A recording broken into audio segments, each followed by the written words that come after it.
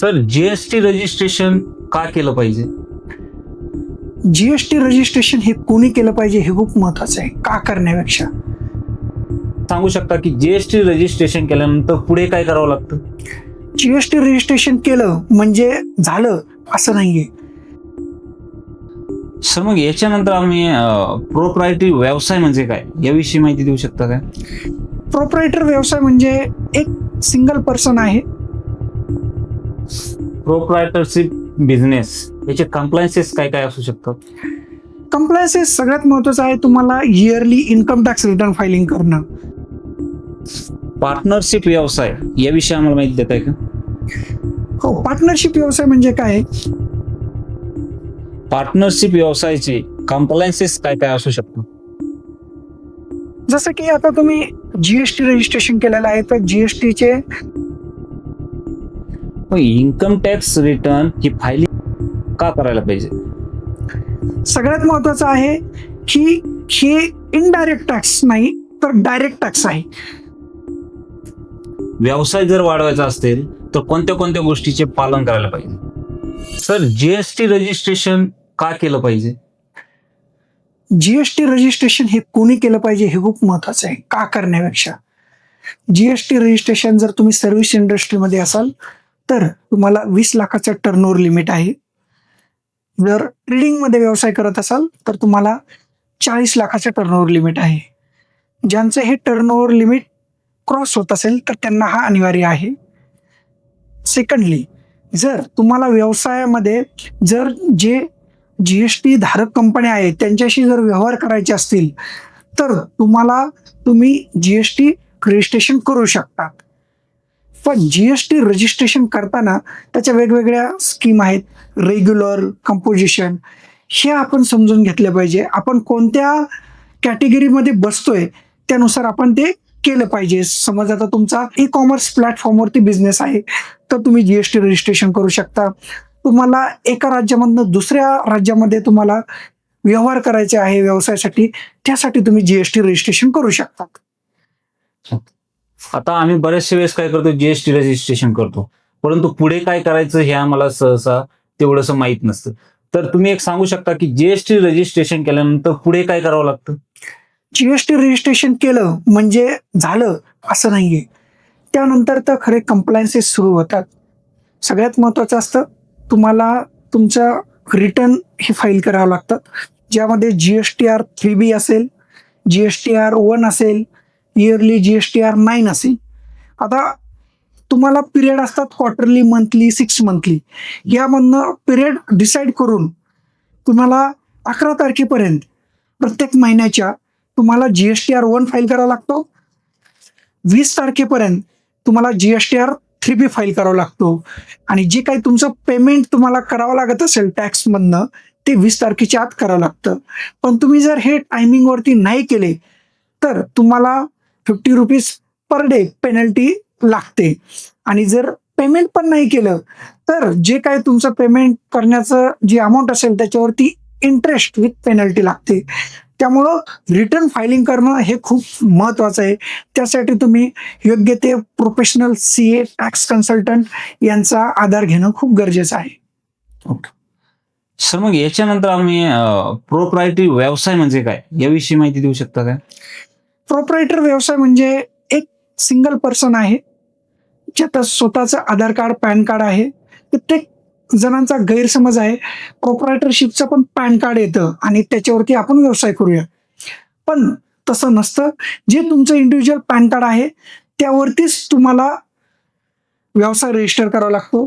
तुम्हाला त्यासाठी काय लागतात? एक शॉप ॲक्ट, 2 उद्यम आधार, फूडचं असेल तर फूड लायसन्स, आणि तुम्हाला व्यवसायाची जीएसटीची गरज असेल तर जीएसटी रजिस्ट्रेशन. अदरही काही आहेत आणखी, जसं ISO सर्टिफिकेशन, क्वालिटी कंट्रोलसाठी. तुमचा ब्रँड आहे तर त्याचं कोणी कॉपी करू नये त्यासाठी ट्रेडमार्क रजिस्ट्रेशन. ह्या सर्व सुविधा त्यामध्ये करता येतात. तुमच्याकडे कामगार आहेत तर त्यांचं PFचं रजिस्ट्रेशन. हे सर्व प्रोप्रायटरशिपमध्ये आपल्याला करता येतं. प्रोप्रायटरशिप बिझनेस याचे कम्प्लायन्सेस काय काय असू शकतात? कंप्लायन्सेस सगळ्यात महत्वाचं आहे तुम्हाला yearly income tax return filing करणं. जे की तुमचा व्यवसायाचा लेखाजोखा आहे, जे परचेस आहे, सेल आहे, एक्सपेन्सेस आहे, ते सगळं हे करून, ऑडिट करून, अकाउंटिंग करून तुम्ही इन्कम टॅक्स रिटर्न फायलिंग केलं पाहिजे. जर तुम्हाला टॅक्स भरायला येत असेल तर तुम्ही तो टॅक्स हा फाईल केला पाहिजे. जीएसटी रजिस्ट्रेशन असेल तुमचं तर त्याचे जीएसटीचे रिटर्नचे कंप्लायन्सेस केले पाहिजे. GSTR1, GSTR3B, GSTR9 हे कंप्लायन्सेस केले तरच तुमचा व्यवसाय वाढण्यासाठी तुम्हाला ते महत्वाचं ठरणार आहे, आणि नाही केलं तर तुम्हाला त्याच्या पेनल्टीज लागू शकतात. पार्टनरशिप व्यवसाय याविषयी आम्हाला माहिती देत आहे का? हो, पार्टनरशिप व्यवसाय म्हणजे काय? एकापेक्षा जास्त म्हणजे मिनिमम दोन व्यक्ती लागतात या प्रोसेसमध्ये. तुम्ही नोटराईज पार्टनरशिप पण करू शकता, तुम्ही रजिस्टर पार्टनरशिप पण करू शकतात. तुमच्या व्यवसायावरती डिपेंड आहे आणि तुमच्या खर्चावरती. तुम्हाला जसं हे करता येईल तुम्ही त्या पद्धतीने करू शकता. तुम्हाला यामध्ये एक पार्टनरशिपचं पॅन कार्ड काढावं लागतं, पार्टनरशिप डीड बनावे लागते. त्यानंतर तुम्ही शॉप ॲक्ट, उद्यम आधार काढून त्याची नोंदणी तुम्हाला करता येते. बँकेमध्ये करंट अकाउंट त्याच्यावरती ओपन करून तुम्ही तो व्यवसाय सुरू करू शकता. पार्टनरशिप व्यवसायाचे कंप्लायन्सेस काय काय असू शकतात? जसं की आता तुम्ही जीएसटी रजिस्ट्रेशन केलेलं आहे तर जीएसटीचे तुम्हाला रिटर्न फायलिंग करणं असो, GSTR1, GSTR3B, आणि त्याचबरोबर इयरली तुम्हाला इन्कम टॅक्स रिटर्न हा फायलिंग करावा लागतो. मग इन्कम टॅक्स रिटर्न ही फायलिंग का करायला पाहिजे? सगळ्यात महत्वाचं आहे की हे इनडायरेक्ट टॅक्स नाही तर डायरेक्ट टॅक्स आहे. प्रत्येक व्यक्तीला जे आपलं उत्पन्न आहे त्या उत्पन्नावरती कर हा भरावाच लागतो. जे इन्कम टॅक्सने स्लॅब दिलेले आहेत, तुम्ही बघितले असतील बजेटमध्ये जे स्लॅब येतात 12 लाखापर्यंत आता टॅक्स नाहीये, पण कित्येक जणांचा हा गैरसमज होतो मग 12 लाखापर्यंत टॅक्सच नाही तर आम्ही का रिटर्न फायलिंग करायचं? नाही, तुम्ही हे फायलिंग केलं पाहिजे जेणेकरून तुमच्याच ते फायद्याचं आहे. प्रत्येक जणाला लोन घ्यावं लागतं. 2 मूलभूत गरजा असतात माणसाची, एक कार आणि शहरामध्ये असेल तर घर. हे घेण्यासाठी तुमच्याकडे तेवढा मुबलक पैसा असतो का? नाही. तर तुम्हाला काय लागते? लोनची गरज लागते. तर ते लोनची इलिजिबिलिटी कशावरती ठरते? तर ते तुमच्या इन्कम टॅक्सच्या रिटर्नवरती ठरते. जसं तुमचा इन्कम टॅक्स तुम्ही पे केलेला असेल, रिटर्नमध्ये जेवढा इन्कम दाखवलेला आहे त्याच्यानुसार तुम्हाला लोन हे प्रोव्हाइड करतात बँका, NBFC जे काही असेल. त्यामुळे तुम्ही रिटर्न फाईलच केलं पाहिजे. आणि याचे तुम्हाला फायदे काय आहे? सगळ्यात महत्वाचं, तुम्हाला बाहेरच्या देशामध्ये जरी जायचं असेल, व्हिसा अप्लाय करायचा असेल तर त्यासाठी तुमचा इन्कम प्रूफ चेक केला जातो, तो इन्कम टॅक्स रिटर्नद्वारेच. तुम्हाला लोनसाठी आहे.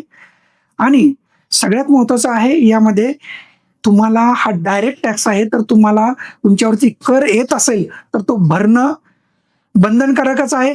नाही भरला तर तुम्हाला कायदेशीर नोटीस येते आणि तुमचं बँक अकाउंट, प्रॉपर्टी सुद्धा इन्कम टॅक्सला जप्त करण्याचा अधिकार आहे. तुम्ही ईडीच्या वगैरे सर्व गोष्टी बघितल्या असतील. शेवटचा आणि सगळ्यात महत्वाचा प्रश्न, व्यवसाय जर वाढवायचा असेल तर कोणत्या कोणत्या गोष्टीचे पालन करायला पाहिजे? सगळ्यात खूप छान प्रश्न आहे हा. व्यवसाय सुरू करताना काय करतात लोक? जागा बघतात, थोडंफार भांडवल बघतात आणि व्यवसाय लगेच सुरू करतात. पण यामध्ये व्यवसाय नोंदणी हा खूप महत्वाचा पार्ट आहे.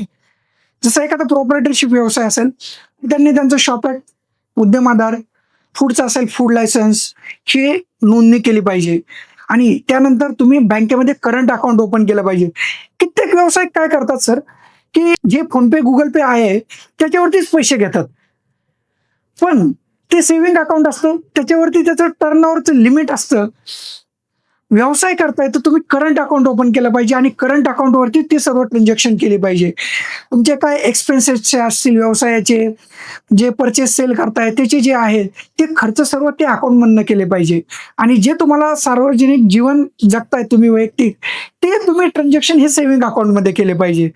आणि तुम्ही हे सर्व चालू असताना सर्व जे कंप्लायन्सेस आहेत, जीएसटी रजिस्ट्रेशन घेतलेलं असेल तर तुम्ही त्याचे रिटर्न वेळेवरती कंप्लायन्स करणं गरजेचं आहे. आणि इयरली इन्कम टॅक्स रिटर्न खूप गरजेचं आहे. कारण की व्यवसाय वाढवण्यासाठी तुम्हाला भांडवलाची गरज लागते. तर तुम्ही सुरुवातीलाच नातेवाईकाकडनं पैसे घेतलेले आहेत तर ते तुम्हाला 4 वेळेस देऊ शकतात का? नाही. तर तुम्हाला एक स्रोत असतो तो म्हणजे गव्हर्नमेंटच्या स्कीम किंवा बँका. तर हे तुमची इलिजिबिलिटी ठरवण्यासाठी तुमच्याकडे ITR मागतात, तुमचं बँक स्टेटमेंट मागतात. तर तुम्ही कधी पण तुमच्या बँक अकाउंटमध्ये मिनिमम बॅलन्स हा ठेवलाच पाहिजे.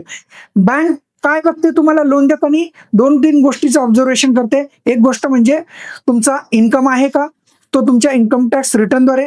दुसरी गोष्ट तुमच्या बँक स्टेटमेंटमध्ये मिनिमम बॅलन्स मेंटेन आहे का?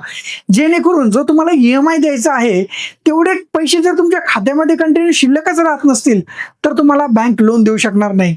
तिसरी गोष्ट आहे तुम्ही जे काय कंप्लायन्सेस आहेत ते योग्य वेळेवर करतायत का?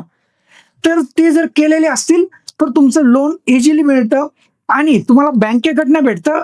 त्यामध्ये व्याजाचा दर हा बँकेचा कमी असतो. हे जर तुमची व्यवस्थित नसेल तर तुम्हाला NBFC कडे जावं लागतं. तिथं तुमचा 12, 15, 18% व्याजदराने तुम्हाला घ्यावं लागतं. जेणेकरून तुमचा परत व्यवसायाच्या प्रॉफिट मार्जिनवरती पण त्याचा फरक पडतो आणि तोट्यात पण जाण्याचे तुमचे प्रश्न उद्भवू शकतात.